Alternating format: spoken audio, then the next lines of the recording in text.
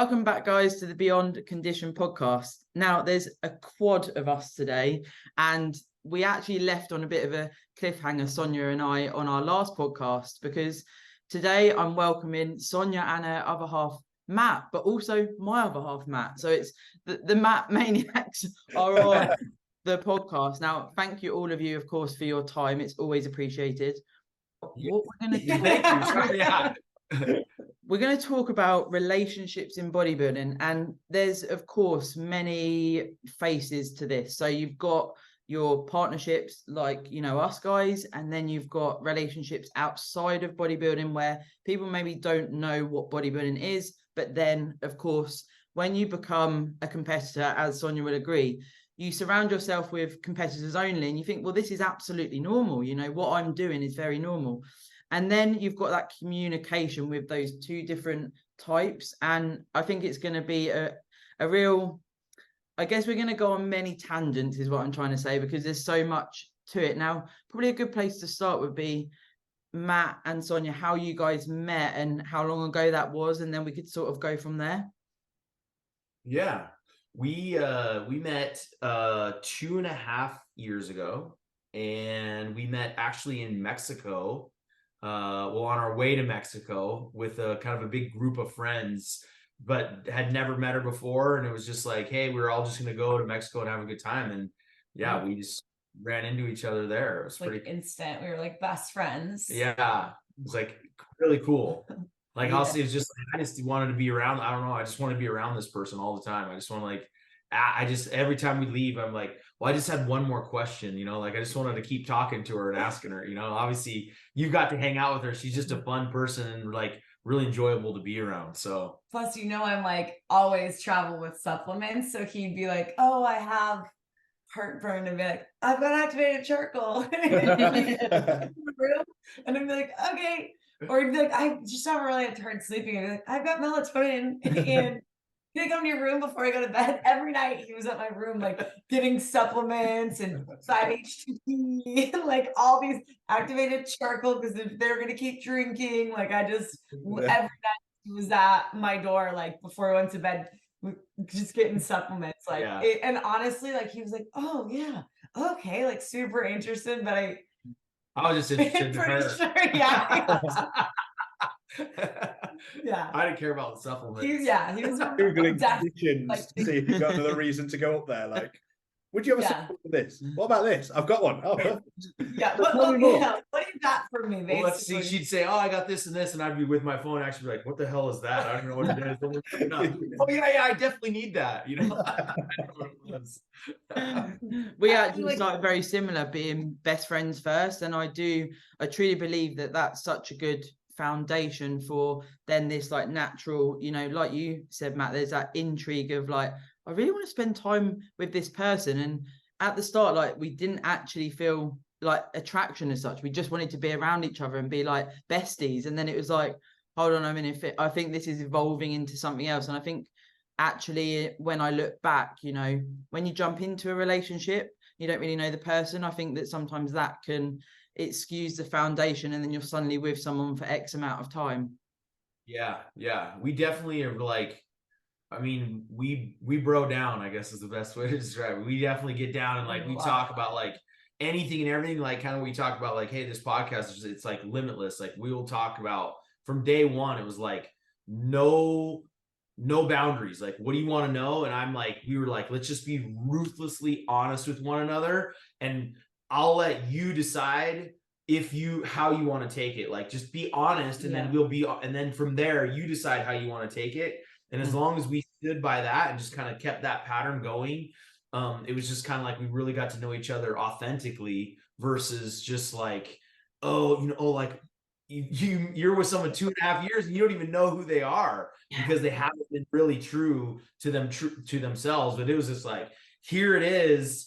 If you like it, you like it. If you don't, then it was almost like a purge too. Like both of us coming out of divorce, we spent like time just kind of like, after you go through divorce, you're like a little bit wild, like trying to find yourself too, you know? And I think that like we had both spent time living in that. And then when we met each other, like we both were just like, hey, I'll tell you a secret. And hey, Yeah. I'll tell you a secret. Yeah. And then it felt like we just like were super vulnerable. We were just like, I'm gonna tell you all this stuff I can't tell any of my friends because like they'll judge me or think I'm weird or this is my truth. And it feels something about being like very vulnerable and like that rigorous honesty and almost like it's like all the things they say don't do in a relationship. Like, don't just like purge yourself onto a person. It's like, but I mean, we'd obviously built a friendship at first, but we were like, hey, this is like, I'm not always honest with this. And sometimes I like, these are all my flaws, basically, which just felt really freeing. And then at that point, we were like, oh, wow, I actually like accept you for your flaws. Like, those are kind of cool and we can work through those. And Yeah. it feels good when you start out as friends because you don't feel that need to put on a mask. I'm sure you guys experience the same thing. Yeah, for sure. Like, I feel like as well, I mean, for me, I don't know about you, Sonia, with coming, being a bodybuilder and coming from that background, and we've spoken about, disorders and et cetera, et cetera.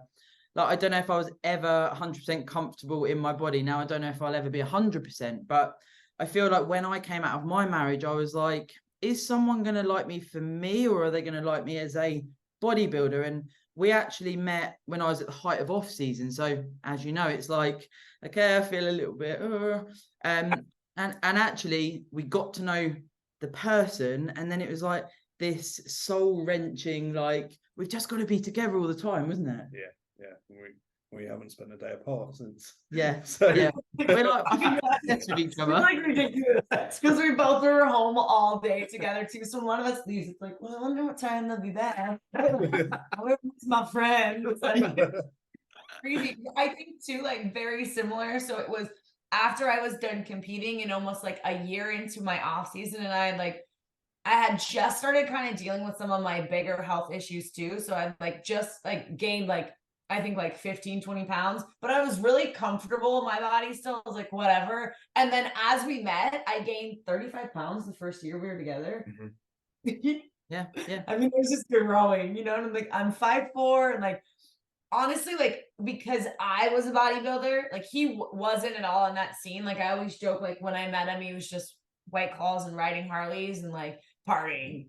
And like he's an ex-athlete. He played rugby for the Team USA. Like he's active, right? But he wasn't bodybuilding to him. He would like, I remember him being like, and then in the mirror, they're going like this, it's so stupid. Like now that's totally him. But it's funny because it's like that for him, that was like not going to the gym, like was like whatever, like that's kind of stupid. And the fact that I'd like pose online in a bikini, he was like, this is crazy. You're just showing your, like, it's bizarre, right? Because if you haven't been around it, it is quite bizarre. It's just like, let me do a bent over back shot in high heels, but not in a sexual way. I'm an athlete.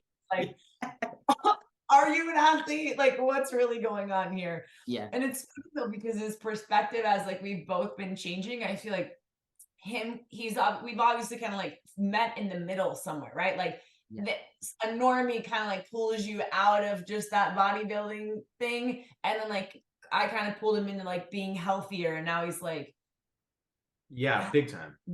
Completely changed. And from an outsider's perspective too, like when you come into it, like there's a lot of weird shit. Like it was just like, what is going on here? It was just bizarre. Some of the behavior that in your mind when they're in it, like this is totally normal. And I'm kind of sitting here going, this is weird. Like I don't understand it. Now, obviously 2.5 years into it, now I've become, I enjoy it as well. I'm like, oh, I get it now. I understand. And it's cool. And I do really love the community and the tightness of everybody, and just even the supportiveness of everybody, of like everybody's journey and how hard it actually is. Like, this is not people just like, oh, you do PEDs or whatever, and you're going to be giant. Or even as a female, I don't want to look too muscular. It's like, dude, those girls work. Like it's, 24/7 food, diet, exercise. Like it's not just like overnight you're like, because you went on the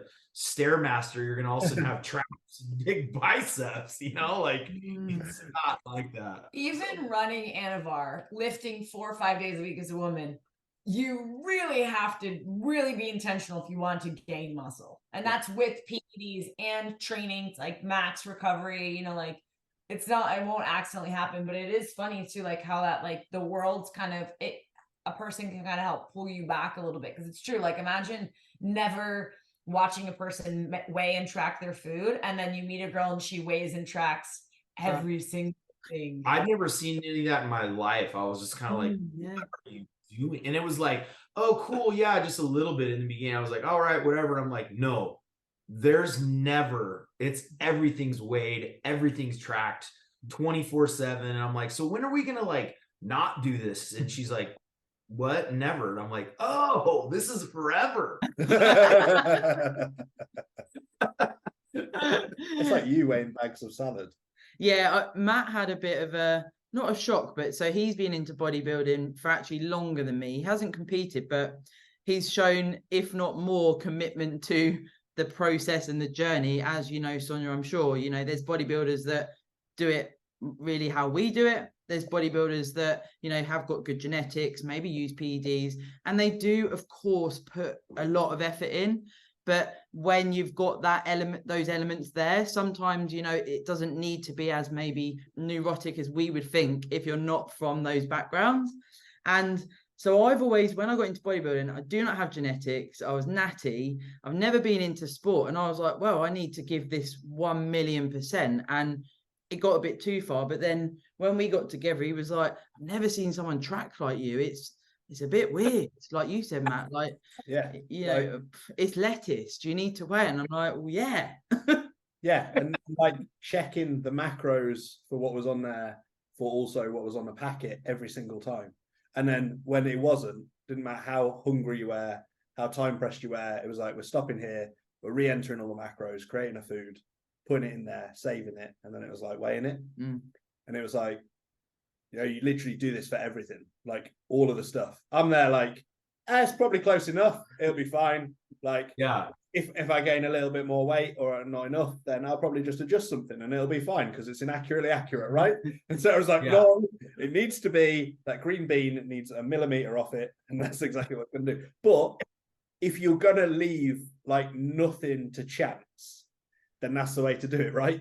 It's I've never seen anyone, and I always said this to Sarah from the very start. I was like, nobody does it like you. Nobody competes like you. And I always think when I talk about it online, everyone thinks I'm just gassing Sarah up because I'm infatuated with her, which I absolutely am. But I'm not gassing her up because I've lived with it now, day in, day out, week in, week out.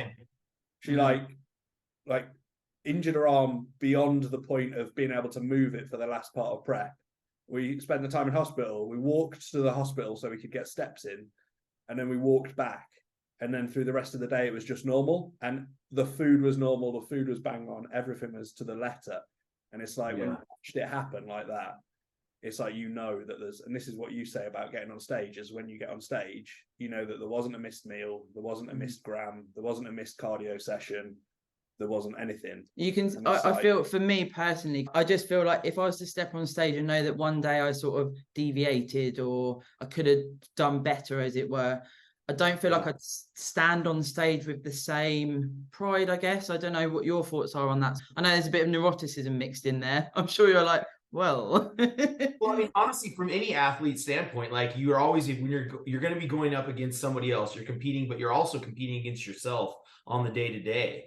And you're like, if I skip this run, skip this, whatever it may be, it's like when you go to that competition and you lose, it's like, well, what did you do to you could have done differently to win? And honestly, do you want to get up on stage or do you want to win? Yeah. You know, do you want to win the sword? Do you want to win the trophy, whatever it may be? It's like, well, you choose. Like, sure, you can not do that and then not win. You know, that's up to you. So yeah. It's definitely that how all in can I be, like, and it's so time consuming because it's not just the food, it's not just the training, right? It's the posing, walking in heels.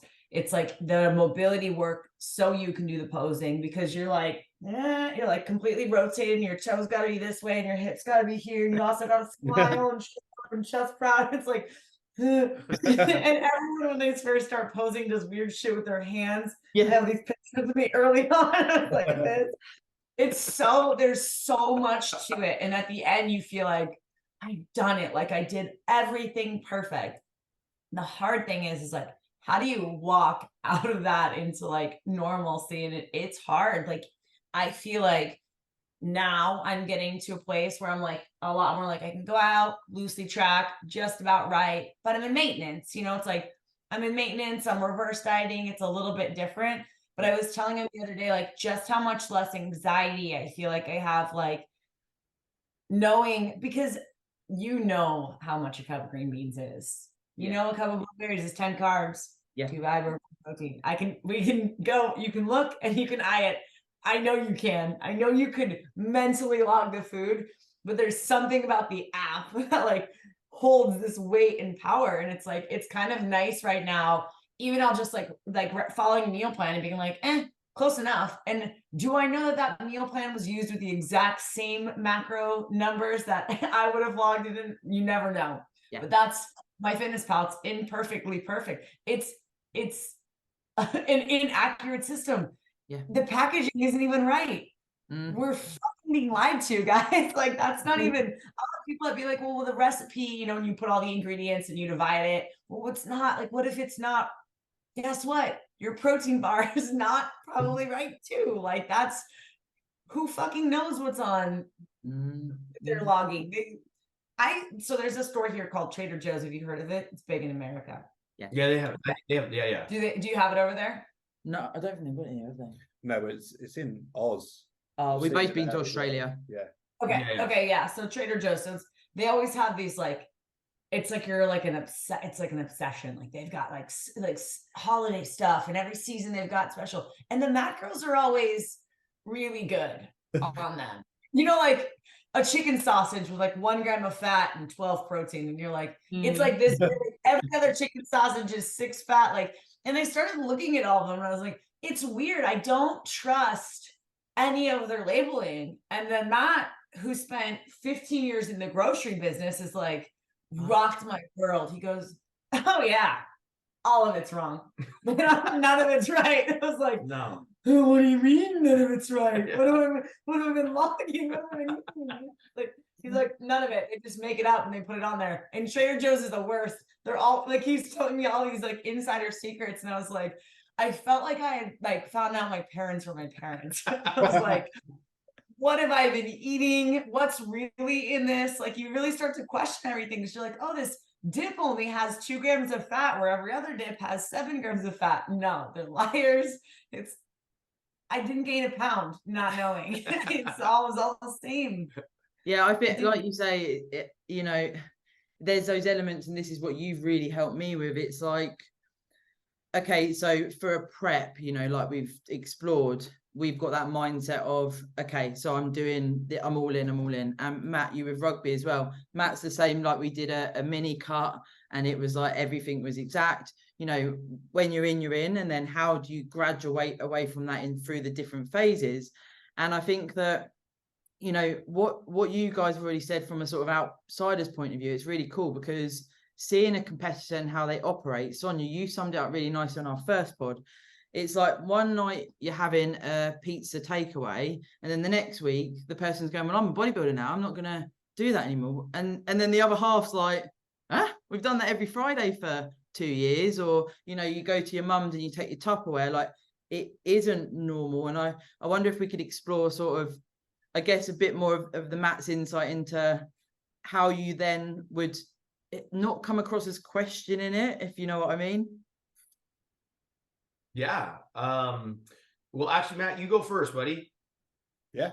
So in terms of like questioning, like seeing me, how I was, how was that when I was in a prep, to then be like, you're doing it very differently to what I've seen before. I think from coming from the fact that I understood bodybuilding. Yeah. And I'd been around people who've prepped food, and you knew that, it was like, I feel like you will, and it goes on person to person, right? So if you're a bodybuilder and someone comes in from the outside, as in they're not a bodybuilder, then you can feel judged. Whereas if someone comes in as a bodybuilder to a bodybuilder, it's like you've already got that kind of motorcycle nod, where you both got motorcycle, you don't know each other, but you just nod at each other. You've already got that bodybuilder kind of like, oh, this person's interested, as opposed to this person's judging. And so I think when I was watching you do it, because it was of that point of like, we're very close, we had that connection. Mm. It was already like, I'm a bodybuilder, you're a bodybuilder, we've got that connection. It's not that I'm going, well, that's weird, I've never seen anyone do that before. I was just like, wow, like I've never seen anyone be that accurate before. And then all of a sudden it's like put on the face of it, because it wasn't that it was weird and it shocked me. It was just like, oh, this is what I thought that everyone else did when I started to track and do everything. That like you take a gram of rice out, you put a gram of rice back in, and you do that. Because I've been there, I've done that, like where I've weighed my food before I cooked it, know that it's going in 7 different Tupperwares, and then I've re-weighed it back out to make sure every Tupperware had exactly the same day to day. Yeah. And then I realized that actually, if I'm just going to eat the same 7 meals, it doesn't really matter if there's 10 grams up on one day and 10 grams up. I'm not going to miss my deadlift PR because I haven't got 10 grams of rice. So when I was doing it, it was because I genuinely had intrigue. And I think because I had that, then that inroad was already there. And then you were just like, oh, wow. And it was a positive. I know before from some of the kind of descriptions that you've said about, people have looked at it as a negative. They've criticized it by weighing that stuff. And that was even from bodybuilders. Oh yeah, like I don't know if you've ever had anything like this, Sonia, but I stayed in like a retreat with like the community that I was part of.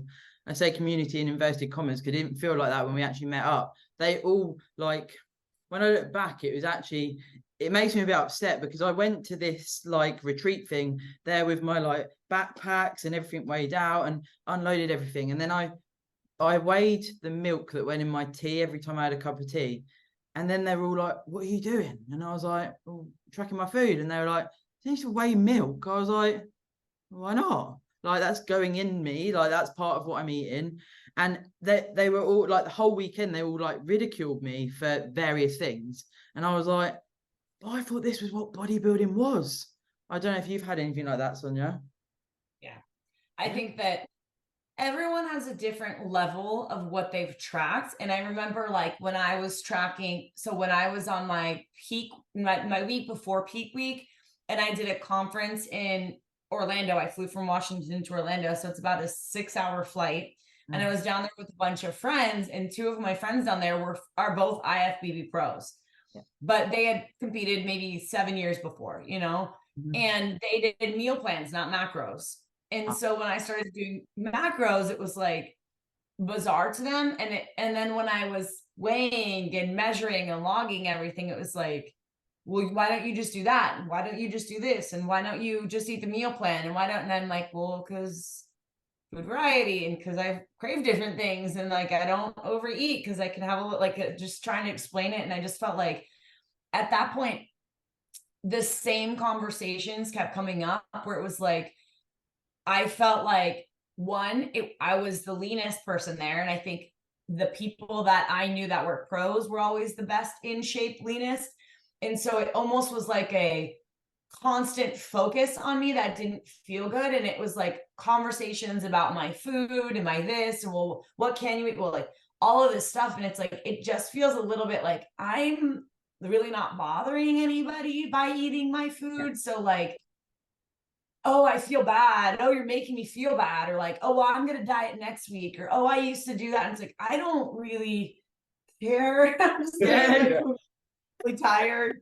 That everyone feels the need to like say something because they feel slightly uncomfortable in that thing. You know what I mean? It's like a weird thing. And then when I was overweight, I did the same thing. I'd be like, I used to compete and I just am really sick right now. And so like nobody asked about my weight. No one even cared. I'm like, I gained a bunch of weight. You feel like you need to say something because you feel uncomfortable.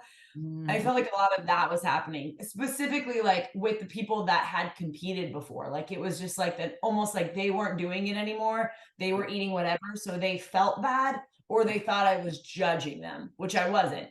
Yeah, I could see in a relationship with people, how about this, outsider, like I wasn't in the community and she is, where there would be it could go either way, where I could be really hard on her, be like, why are you doing this? Or she could go on me and be like, why are you eating Cheetos? You're a slob. Like, what are you doing?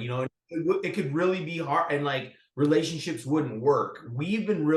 She's been super cool with me of like helping me and kind of like just baby stepping me through it, where I'm like, she's like, he's only going to do so much, and it's not if he wants to, he wants to, and if he doesn't, he doesn't. So it's been no pressure. Yeah. And like, I'll be like, yeah, you know, she's like, how do you think you did today? I'm like, I'm easily at 200, you know, whatever. And I haven't tracked shit. I'm like, I 200 protein. And she's like, nah, you're at like 97. I mean, shit, 94. But it's counting. Yeah, but I'm not counting, you know, just by her like glancing over. And she's like, that's only 3 ounces. Like she knows just by looking at it, but she's never putting pressure on me, you know, at all. So, and I think it's big too, because I did in my last relationship, my ex-husband wanted to he competed and he wanted to like always prep his food and always do this kind of stuff. So I was more like, I was very hard on him. But at the end of the day too, I realized like how much of my own shit I was projecting. And it really doesn't, I think coming into working through your stuff a little bit more,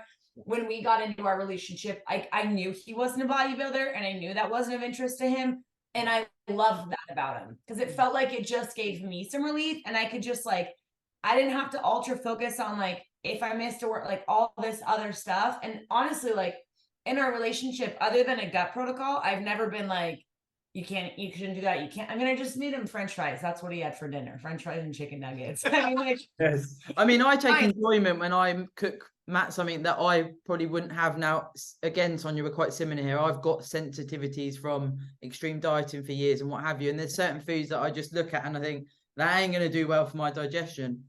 Matt, however, is fine with those foods and he enjoys them. So I'll sit there with my meal and then I see him eating something that I made and I'm like, oh, this is making me really happy. And it's not like I'm trying to feed him up, but it's like a palate experience, right? Food is meant to be enjoyed, and we certainly forget that in this realm. Yeah.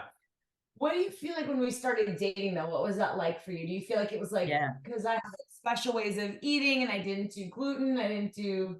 It was a little bit weird, but like I said, it was very odd. It was like, this is bizarre, but I really liked her, number one. So there's a little bit of that. Let's be honest. I was like, well, I kind of like, you know, I want to like impress her too, you know, but she just made me feel so comfortable and like anyways. And it just kind of was like, it's never was a big, I really didn't think it was that big of a deal. And like, I genuinely was like, because once again, I wanted to know her and I was like, this is interesting. Teach me, show me. And so she would, and like progressively over time, like I've learned a lot. And like, I help all my friends now. Like, oh, you need to do a liver detox. And you know, I'm like, I've learned off of from her. And like, I have zero training from just listening to her. Yeah. And now like all my friends are just like, hey, well, what do I do? And I'm like, oh, you should probably do this. Be careful of that. You probably should go on a gut protocol. This is what you need to do. And this is how you're going to do it. And they're like, oh my gosh, this is crazy. And I'm just kind of like, it ain't me. I'm just regurgitating her, you know? So funny. Have you heard of the Physique Education Collective, the PEC? It was like Austin Stout, Jeff Black, Jeff Sue, Vince Pitstick. It was a conference that used to be here in the US. Oh, okay. And so they did that every year, and they would always bring someone else, like other outside coaches, to present. And I was the year that we met, I was presenting on sleep, and like we were hanging out at my house, and he has been to college and I have not been to college. So I was like, hey, will you? And I am the queen of typos. Like I am. Even today, he's like, of course you had a typo in your in your thing. I was like, but I was like, please just look through it and like make it look like I know what I'm talking about, because I can speak and I can explain it, but like setting up the right formatting on like a PowerPoint was a little bit scary to me. So he's reading through it and I'm like, I'm going to present it to you. And then you tell me if you understand it, because if you understand it, it's going to be great. Cause he's just like very entry level. Yeah. And I go through the whole thing and like we go through it and I finish and he's like, am I gonna die? Am I gonna get all I'm gonna die. I'm so worried. Like, is this what's wrong with me? Talked about like sleep and like and the lymphatic system and how the autophagy works and why you need to sleep and like blue light and circadian rhythm and how it influences your like all the things. Like we went through all the slides, like all 14 of them, and he was just blown away. He had blue. This is like when he was like still trying to earn kitty, so he always wears blue blockers, and he like always taking melatonin and 5-HTP and like no screens before bed, and like we have red lights in our whole house, you know. But he like at his house he turned all to red lights, and he had these neons that were blue, and he would turn those all off, you know, like he really got into it. And I think that was like kind of fun for him a little bit, because he'd be like, teach me something new, you know. He knows more about the female cycle than most gynecologists. He's like, oh, the female phase, everything's crashing, progesterone's rising, things are I love that. Actually, we had a discussion on our walk this morning talking about sort of, I guess, GPs and general health practitioners, etc. And we were saying, we were talking about recreational drugs, you see. I know we touched on that a bit, Sonia, in the last episode. And we were like, there's a lot of people that have big opinions, again, like PEDs and whatever else it is. Oh, wouldn't do that. And they go to the GP, and the GP says, well, take this for your depression. Don't go out the house, sign in at work that you're off sick. And they do it. But if, you know, people explore recreational drugs, PEDs, gut protocols, it's like, oh, no, I'm not interested in that. And it's such a funny subject, isn't it? Because, of course, there's so much available in the world. And it's like, how do you streamline that? It's so funny, because I literally was, I went to my friend's bachelorette party, and they're all like nurses. They all like work together. And it was actually a client of mine. And so I show up, and I'm like, everyone's like drinking and all this kind of stuff. And I'm like, well, I brought ketamine, and the music went, and like everything got dead quiet. And everyone was like, isn't that a horse tranquilizer? And I was like, no, it's like really good for anxiety and depression, and like it doesn't pass through your liver. So I guess like it's okay. I'm a health coach, so I've done a lot of research on it. But it was like everyone's opinions on it were so like, and it's so funny, because by the time we left, it was like everyone's like, can I have a little bit? That's actually really nice. That's not too so bad. And it's so funny, because people have such a stigma about like MDMA, psilocybin, ketamine, but they will literally take LSD. They'll take, which we love all of them. Yeah. They'll literally take antidepressants, antipsychotics, anti-anxiety medication. They will not even ask what the side effects are. Just give it to me if it's allopathic medicine. Just, I mean, you guys see it all the time, even thyroid medication, right? Hey, I've lost weight, I'm stressed, I'm not eating. Oh, here's a medication for your thyroid. Well, how about some rest and some food? Yeah. Crazy. That's something from an outsider's perspective now, learning and growing, getting into it. That's like has been the most shocking, is like, because I was that guy too, like, oh, what are antidepressants, ADD medicine, all this stuff. And it was like, so much. I mean, hair loss. I mean, it was just like limitless of all these pills I was taking. And then she's like, well, why don't we try this and try that? And all of a sudden it was like, I don't need any of this shit. Like, it's just trash. Yeah. And honestly, I felt horrible on all this stuff, but it's like, I felt so like I had to have it, you know, like because my doctor told me to, and she's like, this is crazy, man. Like, I don't even know, you don't need this stuff. And I'm like, I really don't. So yeah. And I think the exploration as well, certainly for me, like of being vulnerable, like before it was like, I'm an independent woman, I don't need anyone. And then I'm like, bloody hell, I'm very vulnerable with Matt, like from the word go. And then our experiences on Class A's, I had Jeff Black on the pod, and he spoke about his microdosing use of LSD and mushrooms, and we really explored it. And it was funny, because then I had you on, Sonia, and we were talking about different things with you. And for us, it's that element of freedom, of going deeper than you knew you ever could. And actually, it's almost like you relive. And there's reasons why MDMA is now used, of course, over where you guys are, more so with marriage counselling and things like this, because you're defenseless, aren't you? Yeah. Well, the program that we watched off the back of Jeff coming on the pod and recommending it, was like, it delved into the use of it alongside trauma and therapy. Yeah. And you saw people that guy basically cried and not wanted to be on the earth, like for pretty much constant pain. And then he did one treatment, and it was the first time that he'd ever not felt in constant pain for 10 days. And he just broke down in tears. And this was something that he'd seen multiple therapists for. He'd gone through multiple different medications. You know, he tried the whole lot. He tried to take his life multiple times. Yeah. Been brought back round, and this was the first time that he'd ever gone through it. And there was like the guy who like faced his wife's killer. Yeah, there's like some crazy shit that we were watching. Yeah, it was like, how can you ever look at that and go, well, they shouldn't be taking that? They broke down the mechanism of why they were able to communicate on that level as well. I think people don't understand What it gives because you. they will never feel it. Yeah. And when you take medication, as you'll know, like from taking so many different things, it's never an instantaneous thing. You take MD and everything just melts away. And whatever you talk about, you can go real deep, or you can just look at each other and basically feel what each other's feeling through that time. Yeah. And then if you're open to being vulnerable before you even go through that, because I feel like you can go at it multiple ways. If you're not willing to be vulnerable with someone straight away, it'll make you vulnerable straight away. You know, it's like the ultimate truth serum. If you ask the right questions, like, you're going to get exactly what you want. Yeah. Whereas if you're already vulnerable with that person, then maybe some of the things that you didn't know you wanted to ask will then come to fruition. And then you're like going into that almost subconscious that you're in. And then when you come out of it, and this is a great thing about it, it's not like alcohol or kind of utilizing that where you forgot what you said or you went in the heat of the moment. It's like, you know exactly what you said. You feel everything that you felt at that time still stays with you. The connection that you have with those people is still there afterwards. And that's one of the magical things about it. And then if you do repeat that and do it again, you can go deeper on another level or another level or another level.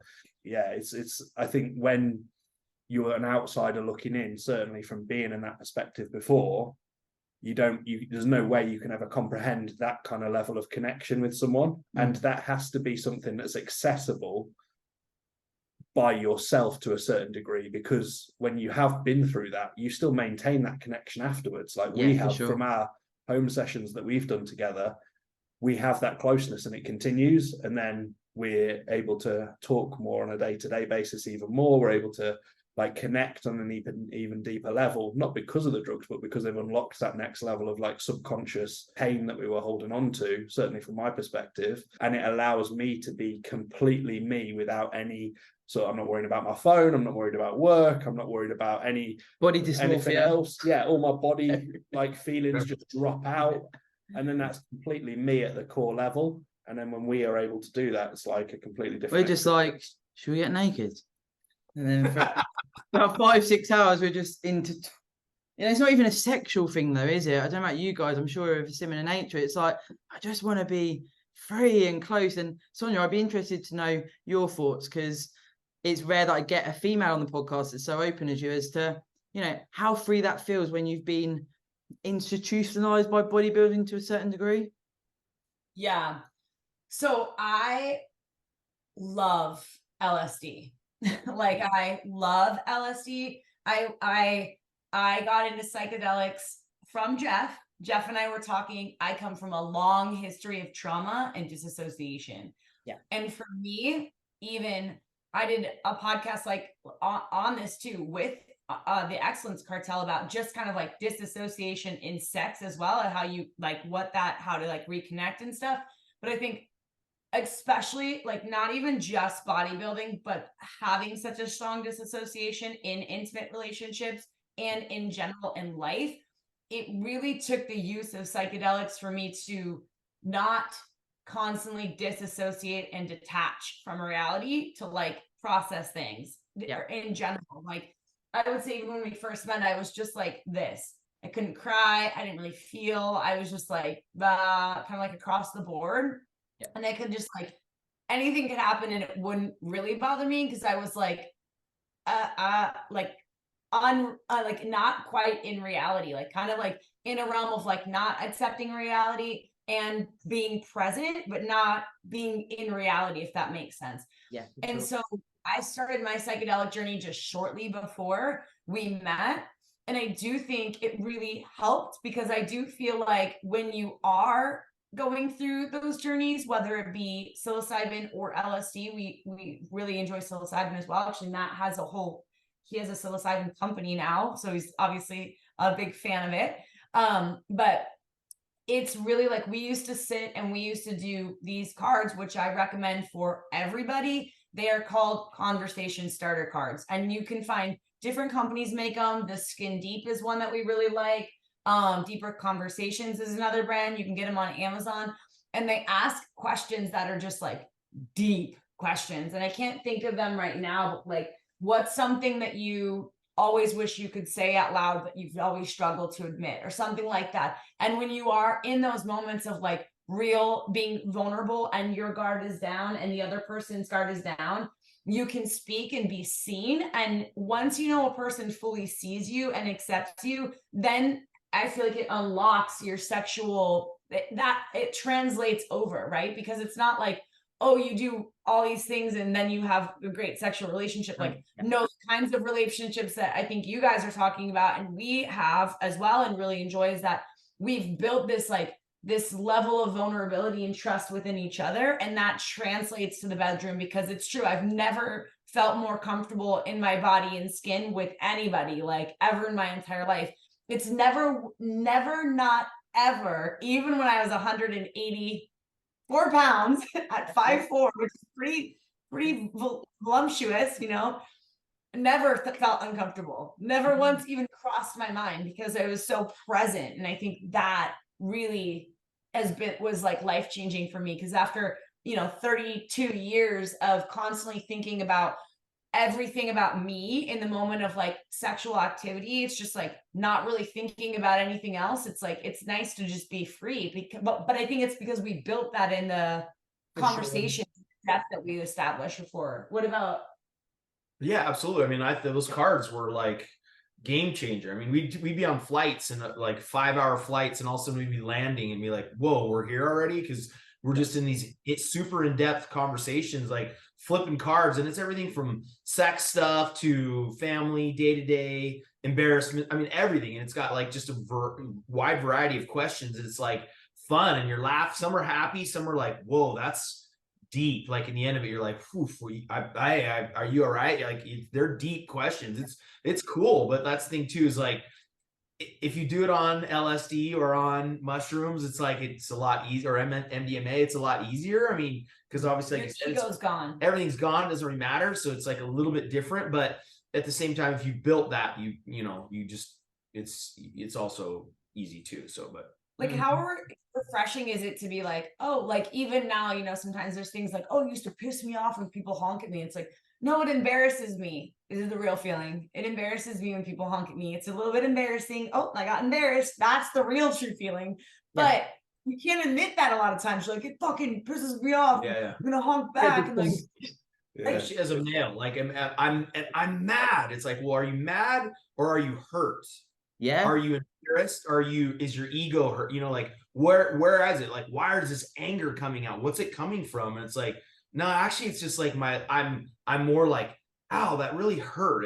That hurt my heart. You know, like I'm a little kid, like little boy, like that actually hurt me, you know? Hurt my feelings. It hurt my feelings. You know, you're like, oh wow, but you can skip all that and just be like, hey, you know, like the story that I'm telling myself is that this is happening. And then that gives her the opportunity to be like, well, actually, I appreciate that, but that's not what's really going on. And then we both can be like, oh, cool. All right. We had this conversation, I say, about when, you know, like Matt would get annoyed, and I'd say, you know, if someone's pulled out a roundabout and they haven't indicated or whatever, I'm like, you never know where that person is going or where they've been, right? So I was like, let's reframe this for a moment. They could be on the way to the hospital to sit, I know it's a bit drastic, but to see someone that's dying and they're not with it, they're driving, they've pulled out, fine, they didn't indicate. Who gives a fuck? Like, let them just crack on, you know. And I really like your analogy there, because Matt, you nodded when I mentioned body dysmorphia with Matt and MD. I think for males as well, you know, and like you say with the car analogy, there's this sort of, I love how you said, actually, I'm hurt, because you don't hear that from males ordinarily, but then you have the MD and the vulnerability and everything we're exploring today. And it's like, well, actually, I get hurt as well. I have body issues, etc., etc. You know what I mean?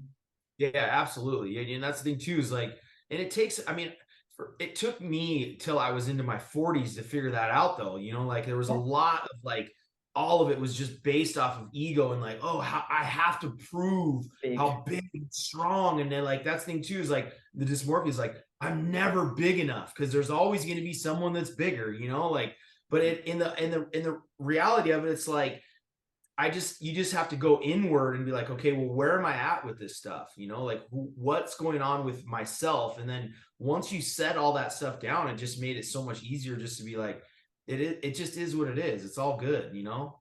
So it's definitely exploring that from the sexual point of view as well. Sonia, like you said, I've never, ever been this comfortable. For me, before, I can safely say I would rather go on the cross trainer for half an hour and then have sex, because to me it was like a transaction. It's like the guy's getting, the guy's getting something. I've never really got anything from it. It's like I feel like I have to do this because this is what people do. And in my marriage, the last 3 years, we didn't even kiss on the cheek, let alone have sex. And then obviously meeting Matt, I was like, I hope this is going to be okay. Like, 'cause it's not really my thing. And I'm like, fucking hell, this is like free medicine. It's bloody brilliant. Yeah. It's so good, right? Yeah. And like height of off season, prep, you know, people saying prep, I can't have sex, I'm too tired. I'm like, I ain't too tired. I need it to survive. I love it. Yeah. But it's nice when you've opened that, because you like really build that. And that's just like, it's such a shame. We were just talking about this today because it finally became decriminalized in Washington State. And it's just like, it's so crazy that like there's so many more uses for this class of drugs than even weed. And weed was like, is First one, yeah. Yeah, you know, it's like I get that, and there's like pain and depression, anxiety for weed, but like no, like the stories that we hear on a day-to-day basis about how psychedelics have helped people Changed lives, like daily life. Like you don't understand. You've changed my life. Like I hear these stories daily. Tell them about the author. I mean, he's gonna tell you stories. Okay. I hope we're not taking up too much time. It's a good story. All right. So a buddy of mine's father is an author. He had some brain trauma, hadn't written in years. He's one of those like straight arrow, doesn't drink, doesn't, no drugs, no alcohol, nothing. And we kind of talked a little bit to him about psilocybin and what it could do. And he was like, you know, finally he's like, okay, I'll give it a try. I said, hey, we'll just take 1 square and kind of ease into it, whatever. He just was like, took 2 squares, said, I don't really feel anything. And then the next day he woke up and he had he has brain trauma. Like there's like on like records from the doctor, it's like your brain isn't functioning properly. The next day he gets up, he's writing again. He hasn't written, he's like, and now he's like finishing his like second book. Like he's fully like in remission. Like they went and looked, there's like your brain activity's firing again. And he's like, now he's like microdosed usage all the time. I mean, I get goosebumps. It's just like unbelievable, just like what it's done for this person. And it's not like, none of it's recreational. It's strictly just to help him and literally help what he went through. And it's just like super cool, really cool experience.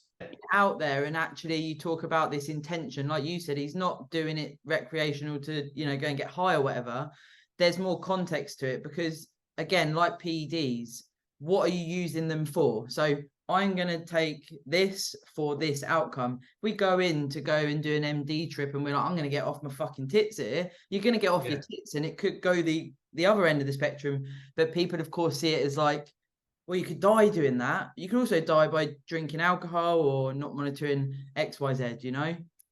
Absolutely. And that's the thing too, is like, well, anything, it's like, well, you can abuse anything. Anybody can abuse anything from food to alcohol to anything. I mean, but if it's done properly, you can, I mean, it's like the studies are there. It's been there from the 40s, 50s, you know, all the way through. It's like, it's there. And then it got obviously big pharma. I don't want to get too technical on things, but it's just like, no, you know, we need to push Xanax and you know, all the different depression meds and everything. And it's like, well, wait, this can do it. And literally, and the best part is like, those pills you have to take forever. This is like, you do it for a little bit, get your synapses getting things firing again, and then you're like, you're done. You don't have to keep doing it. We like definitely, well, we went through lots of R&D, not gonna lie. But like we definitely went through a phase where we were doing it like 3 or 4 times a week, like all the time. And then it like disappeared, just like good. And it's weird because it's like, we don't really ever never kind of really want to do. He drank a lot when we first met. Like he would like stop and get a drink on his way from his house to my house. Like he drank a lot. I was like, there were little red flags, and I was like, I love the color red. Like, I love that. You drink a lot. It's funny because as we started microdosing and going through those journeys together, just like, I don't really feel like I never was like, you shouldn't drink, or Nobody you can't drink. was. But he's No just one. like, I don't feel like I want to do it anymore. Like, I feel good. I don't want to not feel good. I feel great. And it's funny because you'll notice that too. I think people go through like in different times and phases of their life, maybe they're depending on it more. But the thing that I found with like psilocybin specifically is like people generally do less drugs, alcohol, smoking of cigarettes, less kind of like obsessive compulsive kind of stuff when they're taking that psilocybin journey than when they are not. And I think that also goes for behavior too. Like I feel like it helped a little bit like with that like almost anxiety that came from like knowing my food and knowing how much is in there and if I ate it and if it's going to make a difference, and almost like the feeling of being over in macros in your body, which I know is probably like hard to understand, but when you are like, there's like an anxiety that like runs through your body when you're like, I'm over on macros, like your skin feels like it's going like this, you know, it's like a very, I don't, right? So you're nodding your head, right? You've had that before. It's so hard to explain.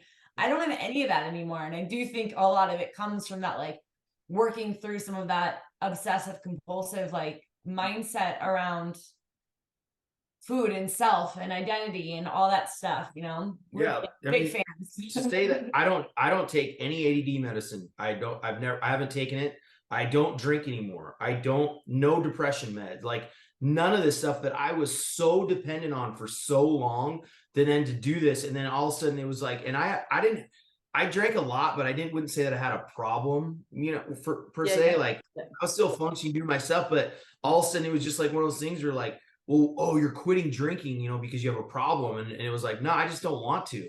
I don't want it. I didn't need it anymore. It was the weirdest feeling. And I was like, and it got to be like, oh, it was a month and then I'd have a drink. And I still like right now, like if we went on vacation, I'll have one or two or whatever. No big deal. But it's like, I've already been this long without it. Why would I need it again? I don't need it, you know?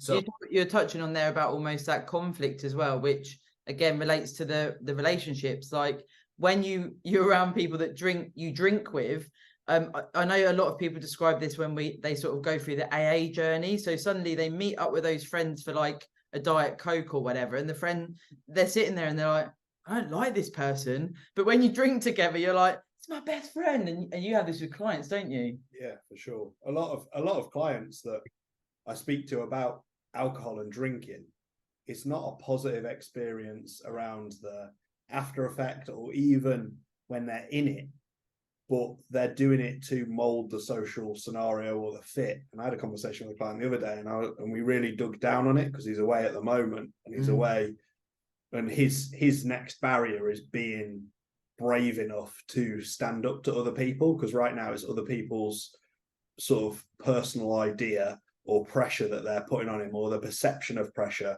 We really dug down on kind of, well, how do you feel? And he's like, well, I feel like I look like they do. And then there was two different groups. There was people who are bigger and people who are smaller. And I was like, well, which one do you feel like you are most like? And he was like, the bigger. And he wants to be leaner, but his perception where that people were going to judge him, ridicule him, because he's always been that person who's drank and ate whatever he wanted. No, what everyone else wanted now, isn't it? Yeah, well, it's what he thought he wanted to do, but now he's had this taste of this other side of things. He's felt his digestion better, his energy better, his sleep better. He's felt all of these things, but now it's that kind of breaking point of being able to say no to these people, and these are people who will pressure him to a certain degree.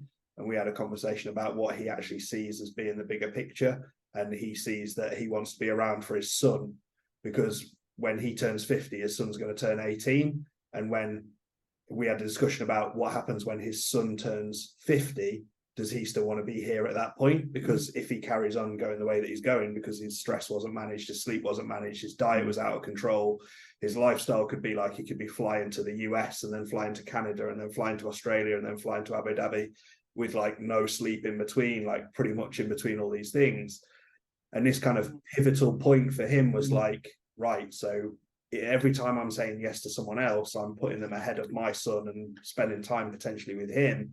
And that was kind of like a pivotal point where now he's having these conversations, and he's open to having these conversations now. And it's definitely something that I notice around alcohol, is because it's so socially acceptable.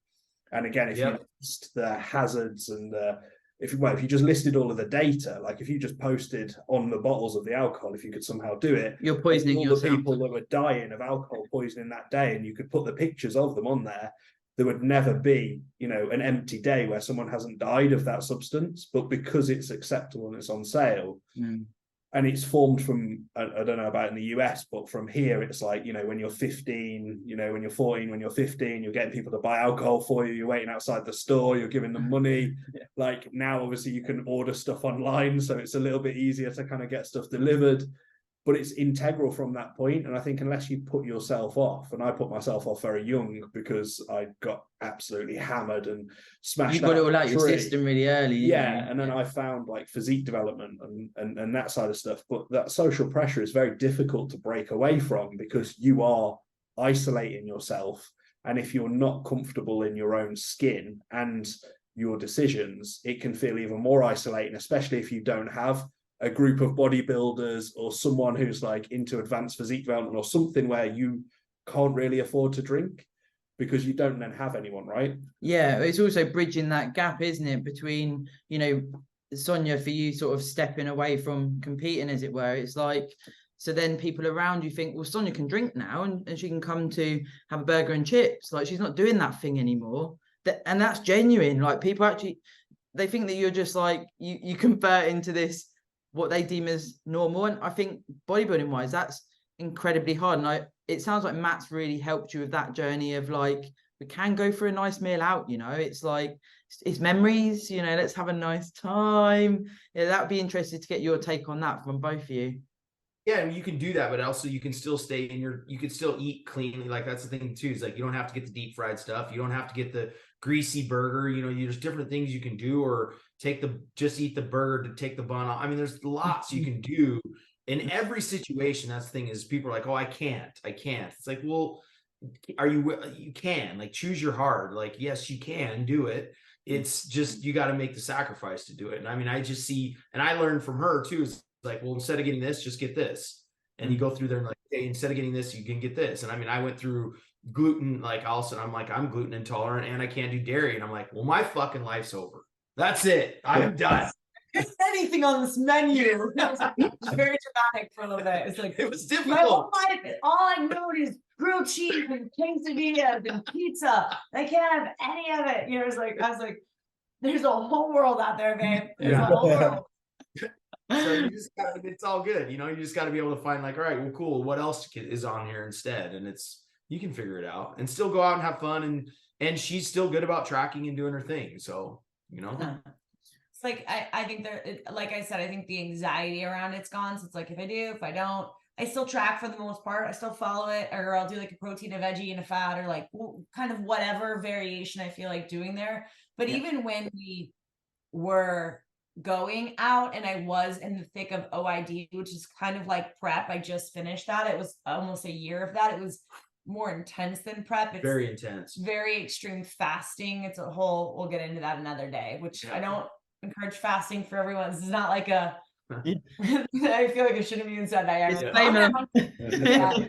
It's when you have a very overactive immune system. It's a way to help calm it down, but it takes a while, 6, 8, 12 months. And I was about 12 months and it was very intense. And at that same time, I think even at that time, it was like, we were at least able to go, I wasn't so rigid. It was kind of like, all right, like it's about mindset around all of it. And I think that's the biggest thing that changed when we're talking about like throughout the journey. It's like the actual food and tracking and the outcome didn't change. It's just the mindset around what is really important and how much of my life and how much of my mood am I going to sacrifice because of not having complete control over a situation I never had control of or complete control over anyways. You know, it's like the green bean or 2 green beans. Like, it doesn't matter. You know that, but you don't always know that, you know? I think there's that level of ownership, isn't it? To actually acknowledge. And then, you know, for us, we've been lucky enough to find our mats to help us on that quest, and even with, you know, the body dysmorphia across the board, finding this deep level of connection, it removes that. And then of course the use of psychedelics, etc., and then being able to, you know, be in an off-season phase or come away from competing and know that that's okay, because you're a person beyond Sonia the competitor, Sonia the bodybuilder, Sonia the coach. Like, there's many examples in today where it's like, well, actually I can do other things outside of bodybuilding. And I think that's definitely something to explore as well. And we found that, you know, realizing that sometimes memories maybe go above bodybuilding. And I didn't used to be able to say that. I was like, what the fuck are you on about? I'm a bodybuilder. I cannot stay out of this four walls. But yeah, it's been really cool to explore that from your point of views as well as our partners, because I'd imagine at times you're thinking, Christ almighty, like you say, Matt, this is not normal. What do I do to help without, you know, pushing back as such? Even today, he's like, are you ever just going to be normal? And I was like, well, I think you need to rephrase that. Well, that's the thing too. It's like, yeah, I don't think that's how you want it to sound. Which we've gotten really good at too. Yeah. It's like, oh, ouch. Okay, wait, let me restate that. Yeah. So that hurt my feelings. Now, before we wrap up, I'm gonna have to. I need to ask you both a question, which I did on the last pod with the two guests I had. Can you share something with us that no one would know that you do? Because of course we're talking about psychedelics, etc. But is there any hobbies that you're like, we like doing this, but no one would know? They're like, oh. Matt knows one. Yeah, for sure. You know what the last person said? Running and tennis. Oh, that's not what I was thinking, but okay. I thought lots of dirty things, and then I thought everything just flashed before my eyes. I love that. You definitely got some dirty shit, that's for sure. Like, definitely weirdo. And sometimes people will be like, oh, well, how weird. And then it's kind of this thing that, oh, this is our thing. I feel like it's kind of like a hint. Some of the weird stuff like we were talking about, that's kind of where we bonded. It was like, hey, I'll tell you a secret, you tell me a secret. And it was kind of like, hey, I've never really told anybody this before, but kind of into this. And they're like, whoa. Yeah. Well, guess what? Like, oh, you accept it? Okay, cool. Well, guess what? I'll tell you one too. So yeah, but I mean, honestly, something like for me is like just I play pickleball. I love pickleball. I don't know if you guys play pickleball there. I don't even know if you do. Why? What is it? Wow, it's a real like old person lame like little wood paddle and a little. He gets down. I play and I fucking love it, dude. It's a lot of fun. And I don't know. It's like I was gonna think it's like. I mean, I ride Harleys, like I'm just like, and then here I am with all the old people playing pickleball, you know. That's it. Yeah, I played so serious. I chipped my tooth with like with my necklace. I'm swinging and out there like trying to kick these old people's ass, you know. There's old people flying all over the place.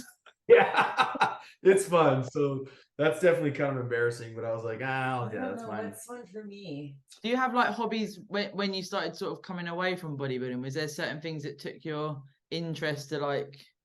Not, I mean more coming away from competing, as it were, because that, of course, is like that time pressured goal, isn't it? Yeah, it's hard because that was like COVID, and so for me it became like learning and psilocybin, and those were like my two hobbies, like just learning. But I feel like I already told you about my spoon thing, which was funny because somebody was like #spoon thief because I am. Oh no way! That's a spoon thief. And I'm like, hey, can we do #fork thief? Because we have so many spoons. We need some forks. Spooning leads to forking. Like start stealing forks. Because like I like to be very, but this is actually something, I am a very rule follower for the most part. Like when it comes to stop signs and stoplights and slowing down at an orange light, and like I'm pretty like annoyingly 10 and 2 I'm like a very like we're going 2 miles with this speed, like I'm a very like I'm a driver, and I'm like a rule follower, like, oh, it says we shouldn't enter there. No, because because I was a thug for like 15 years. And you know, been to jail all these times. Criminal, like full-blown criminal. She'd be like, we can't do that. I'm I like, don't- what are you talking about? We can totally, I don't know if we're allowed to go in there. We don't have those passes, you know. like, let's Like, go. Like I'm getting hot. I don't know if we should. But when it comes to spoons, I'm like, up my sleeve, and I'm like, so bad, and I have no shame. I just can't help it. I love spoon. Like I introduced you to long handled teaspoons, didn't I? Yeah. What would you say something that's you like my feet and I like your feet and we've never liked feet? Yeah. That's like where it's like literally I love you from your head to your toes. You're like, I Normally can it's been- suck your feet. Yeah. Which is very It's very erotic, nice. by the way. You're like, Isn't it? "Whoa, Have you better." tried it? Have you tried it? But sometimes he almost started like you were was- like, I'm really turned on by your It was foot like right her now." foot was up here, and I was like, this is a weird sensation. But I'm gonna start kissing it. Yeah. And there we go. If you haven't had your toe sucked, 10 out of 10. Yeah. Yeah. Like, wouldn't you think like, oh, this is like, and also you're like, whoa, that's very intense. And you're like, Yeah. but feels really good. Try it. You know, you should just try. It's not like we're not. That's not our thing. When we're like, this is our weird thing. Like feet is not. But like, there's really like we're because it's kind of like, hey, have you ever like whatever? And it's like, no, we should try it. You know, you should try that. You guys should try that. You Try should it. get the cards. I'm gonna send you the link and Yeah. suck a toe. So the take home from today is get the cards and suck toes, maybe get the little paddle board Get mushrooms. and still There you go. still spoons. And then clearly you end up happy like us for absolute raving lunatics. But of course, thank you for your time today. This is what we wanted from bodybuilding relationships and partnerships. The summary of it can be fun, it can be enjoyable, but that element of vulnerability, communication, and having purpose in your pursuit, I think would be a good way to round up what we've talked about. So of course, if anyone wants to hashtag spoon thief, get over on the gram. But thank you both. I feel like we know you on a much deeper level now. What a vibe. Thank you. Yeah. Love it. All right, we'll see you guys. Thanks, later. guys. Bye. Sweet Yes. dreams.